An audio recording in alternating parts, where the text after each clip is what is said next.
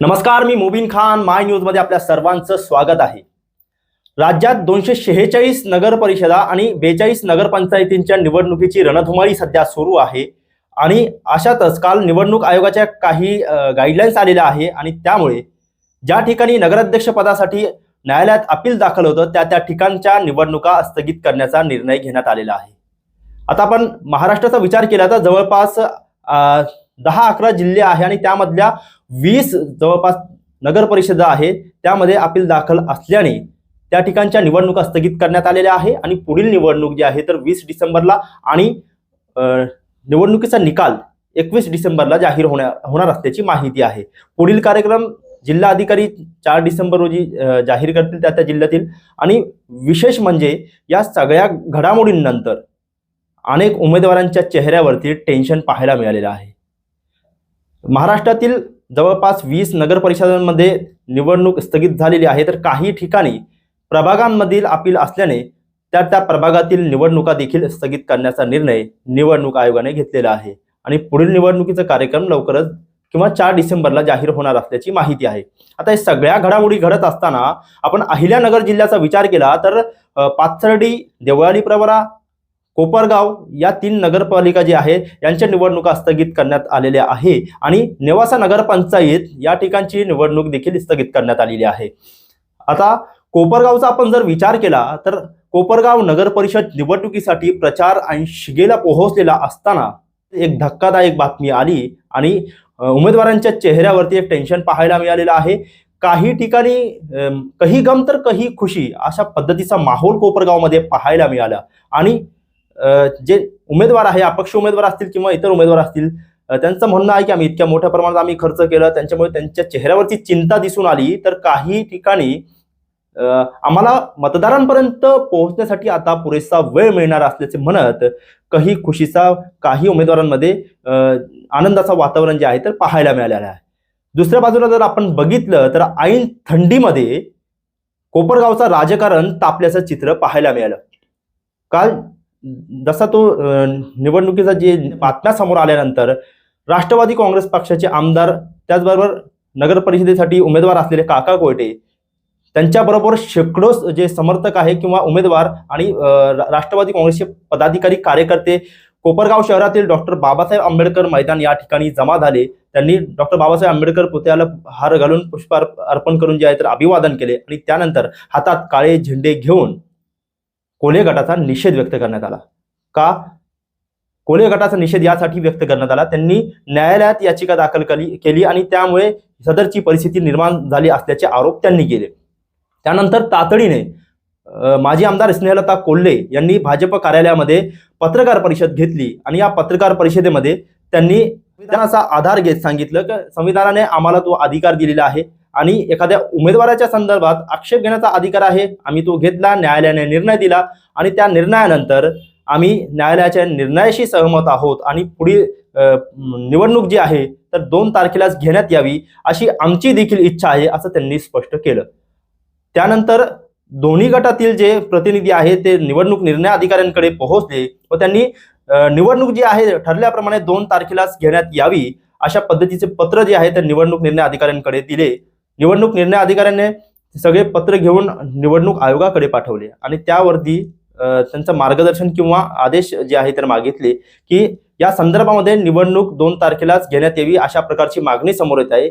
यावरती काय करता येईल तर निवडणूक आयोगाने भूमिका स्पष्ट केलेली नाहीये आणि त्यामुळे सदरचा जो आदेश आहे स्थगितीचा तो सध्या कायम आहे. त्याचबरोबर रात्री उशिरा शिवसेनेच्या वतीने, शिवसेना शिंदे गटाच्या वतीने पत्र देण्यात आलं आणि नवीन आदेशानुसार 20 तारखेलाच निवडणुका घेण्यात याव्या अशा पद्धतीचं पत्र शिवसेनेने दिलं. त्याचबरोबर महाविकास आघाडी, शिवसेना ठाकरे गट यांची भूमिका आम्ही जाणून घेण्याचा प्रयत्न केला तर त्यांचं असं म्हणणं आहे की निवडणूक आयोग जो निर्णय घेईल 2 तारखेचा असेल किंवा 20 तारखेचा असेल आम्हाला तो मान्य असेल. अर्थात निवडणूक आयोगाच्या निर्णयाशी सहमती त्यांनी दर्शवलेली आहे. आता या सगळ्या घडामोडी घडत असताना दिवसभर आम्हाला देखील फोन कॉल्स येत होते की नेमकी नागरिकांमध्ये, उमेदवारांमध्ये, मतदारांमध्ये एक प्रकारची संभ्रमावस्था निर्माण झाली होती आणि तो संभ्रम कुठेतरी रात्री निवडणूक निर्णय अधिकारी दूर करतील अशी अपेक्षा असतानाच निवडणूक निर्णय अधिकाऱ्यांनी काही पत्रकार आणि काही राजकीय मंडळींच्या कॅमेऱ्यासमोर माहिती दिली की निवडणूक सध्या स्थगित करण्यात आलेली आहे. परंतु अनेक मतदारांच्या, उमेदवारांच्या, नागरिकांच्या मनामध्ये प्रश्न उपस्थित होत होता की प्रचार आता होणार आहे की नाही, किंवा पुन्हा नव्याने नामनिर्देशन पत्र दाखल करण्याची प्रक्रिया करण्यात येणार आहे का, मग कशा पद्धतीने पुढील कार्यक्रम असेल, या सगळ्या गोष्टींवरती जे आहे तर ठिकठिकाणी चर्चा सुरू झाल्या.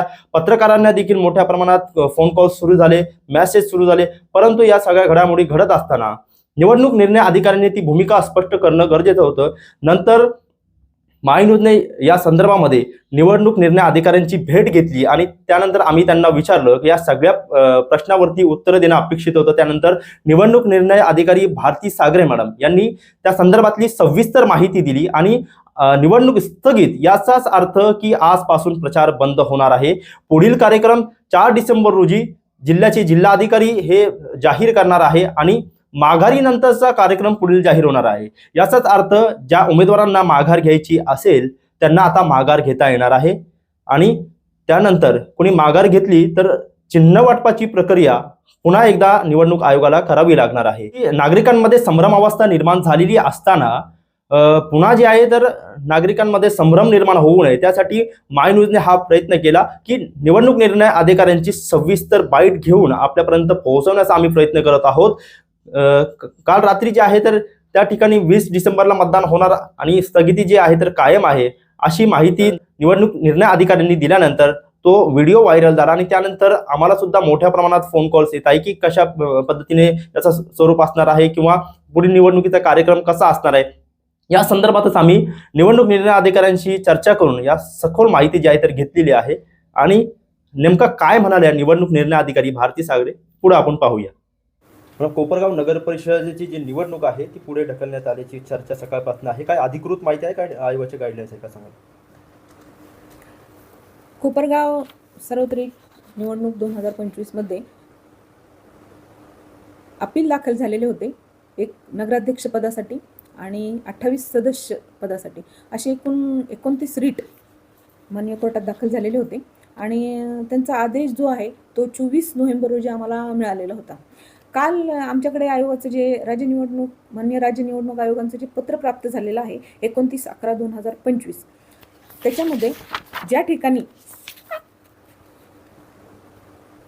ठिकाणी अध्यक्षपदांसाठी आणि सदस्यपदांसाठी अपील झालेला आहे आणि त्याचा जो निकाल आहे तो लागल्यानंतर 3 दिवसाची माघारीची मुदत ज्या ठिकाणी पूर्ण होत नाही अशा नगर परिषदा ज्या जागेसाठी ज्या निवडणुका होत आहेत त्यासाठीची जी निवडणूक आहे ती स्थगित करावी अशा अर्थाचा एक आदेश निवडणूक निर्णय अधिकारी यांच्या कार्यालयात प्राप्त झालेला आहे आणि त्याच्यानुसार अशी संभ्रमावस्था होती सकाळपासून की ह्या निर्णयानुसार आता आपली प्रोसिजर स्थगित होणार आहे.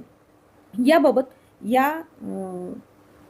या आदेशानुसार स्थगिती समजायची का याबाबत आम्ही मान्य राज्य निवडणूक आयोग यांच्याकडे जे काही आमच्याकडे सकाळपासून जे अर्ज प्राप्त झालेले आहेत ते सगळे अर्ज मान्य निवडणूक आयोगाचे जे सचिव आहेत त्यांच्याकडे पण पाठवण्यात आलेले आहेत. त्या सगळ्यांच्या प्रती आम्हाला मिळालेल्या आहेत. सकाळपासूनच्या ज्या बातम्या सुरू आहेत त्यानुसार जे काही आयोगाचा आदेश 29/11/2025 आमच्याकडे प्राप्त झालेला आहे त्यानुसार स्थगिती आहे असं म्हणावं लागेल.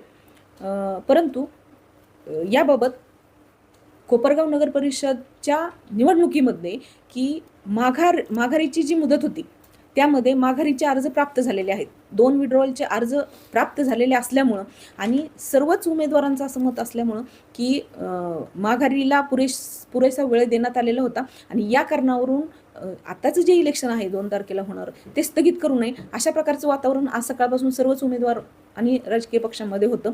त्यानुसार त्यांनी जे काय आहेत ते अर्ज निवडणूक आयोगाच्या कार्यालयात दिलेले आहेत.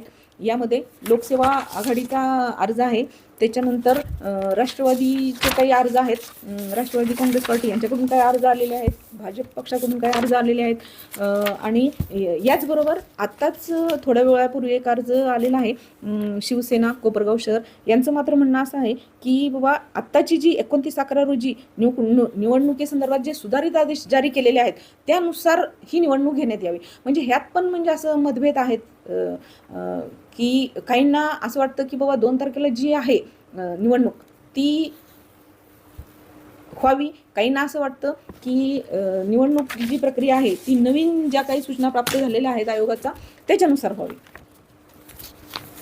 आता मॅडम, नागरिकांमध्ये आता संभ्रमावस्था आहे की उद्यापासून प्रचार करायचा की नाही, किंवा पुढील गाईडलाईन्स कशा आहे, आणि नामनिर्देशन पत्र पुन्हा नव्याने दाखल करता येणार आहे का? नाही, आता जे काही आयोगाचं पत्र आपल्याकडे आलेलं आहे 29/11/2025 नुसार त्यात क्लिअर कट असा आदेश म्हटलेला आहे की बाबा ज्या ठिकाणी अध्यक्षपदांचा उमेदवार आहे त्या ठिकाणी ही निवडणुकीची प्रोसिजर स्थगित होईल. त्यामुळे सद्यस्थितीत ही निवडणुकीची प्रोसिजर आत्ता स्थगित करण्यात आलेली आहे. परंतु यामध्ये अजूनही दिनांक 4 डिसेंबरपर्यंत माननीय जिल्हाधिकारी हे सुधारित आदेश लागू करणार आहेत. तर 4 डिसेंबरपर्यंत या 3 दिवसात वेगळाही काही आयोगाकडून किंवा जिल्हाधिकारी यांच्याकडून आदेश प्राप्त होऊ शकतो आणि त्याच्यानुसार पण पुढं काही सुधारणा होऊ शकते. आणि त्याच्यानुसार जे काही आदेश माननीय राज्य निवडणूक आयोगाकडून आम्हाला प्राप्त होतील त्यानुसार पुढची जी प्रोसिजर आहे ती करावी लागेल. तुम्ही सांगताय की निवडणूक स्थगित झालेली आहे, उद्यापासून प्रचाराचे गाड्या आहे, भोंगे आहे किंवा जे फ्लेक्स लागलेले आहेत त्या संदर्भातला काय निर्णय आहे? त्या संदर्भात निर्णय माननीय राज्य निवडणूक आयोगाने दिलेला आहे की हा जो आदेश आहे तो त्यासाठीच आहे की सद्यस्थितीत ही निवडणुकीचा प्रचार प्रसार आपण जसं म्हणतात तसं तो स्थगित ठेवला जाणार आहे. आणि त्यानंतर ज्यावेळेला निवडणूक प्रोग्राम 4 तारखेला माननीय जिल्हाधिकारी घोषित करतील त्यानुसार माघारीच्या टप्प्यापासून म्हणजे माघारीसाठी जी काय आहे आपल्याला मुदतवाढ उमेदवारांना दिली गेली नाही यासाठी हा आदेश काढण्यात आलेला होता. आणि त्यांना पुरेशी 10 तारखेपर्यंत त्यांना माघारीची मुदत दिल्यानंतर 11 तारखेला आपला चिन्ह वाटपाचा प्रोग्राम सुरू होईल. आणि त्यानंतर जी काही निवडणुकीची प्रक्रिया आहे या टप्प्यावर माघारीच्या थांबलेली आहे त्यानंतर ती नियमानुसार आणि माननीय जिल्हाधिकारी जाहीर करतील त्यानुसार पुढे चालू ठेवण्यात येणार आहे. म्हणजे नव्याने नामनिर्देशन पत्र कोणालाही दाखल करता येईल? नव्याने नामनिर्देशन पत्र दाखल करण्यासाठीचा जो टप्पा आहे तो पार पडलेला आहे. आणि आत्ता जी माघारीची मुदत होती त्या टप्प्यावर आपली ही जी निवडणूक आहे ते परत सुरू राहणार आहे. माननीय निवडणूक आयोगाच्या या आदेशानुसार सर्व फलक काढावे लागतील आणि प्रचार प्रसार आपल्याला बंद ठेवावा लागेल. निवडणूक आयोगाचे आदेश प्राप्त झालेले आहेत आणि यापुढेही 4 तारखेपर्यंत आपल्याला जे काही आदेश येणार आहेत ते मी निवडणूक निर्णय अधिकारी म्हणून त्याच वेळी सर्व लक्षात आणून देणार आहे. जे काही सर्व उमेदवार असतील त्यांना बोलावून घेऊन किंवा त्यांच्यापर्यंत हे आदेश पोहोचवण्याची कार्यवाही अगदी वेळेत होणार आहे. आणि त्यानुसार जे काय आहे ते आम्ही निवडणुकीची जी प्रक्रिया आहे ते प्रत्येक टप्प्यावर पारदर्शकपणे पार पाडण्यासाठी सचोटीने प्रयत्न करणार आहेत. पण 4 तारखेला माननीय जिल्हाधिकारी जे निवडणुकीचा कार्यक्रम जाहीर करणार आहे तर यामध्ये कुणाला माघार घ्यायची असेल ते घेता येणार का? माननीय जिल्हाधिकारी यांनी 4 डिसेंबरपर्यंत जो काही निवडणूक कार्यक्रम जाहीर केलेला असेल त्यामध्ये नामनिर्देशन पत्र मागे घेण्याची कारवाई ही करता येणार आहे. आणि त्यानुसार नामनिर्देशन पत्र ज्यांनी माघार घेतलेले आहेत त्याच्यानंतर वैधरित्या नामनिर्देशित उमेदवारांची यादी परत एकदा जाहीर केली जाणार आहे आणि त्या यादीनुसार चिन्ह वाटप राहणार आहे.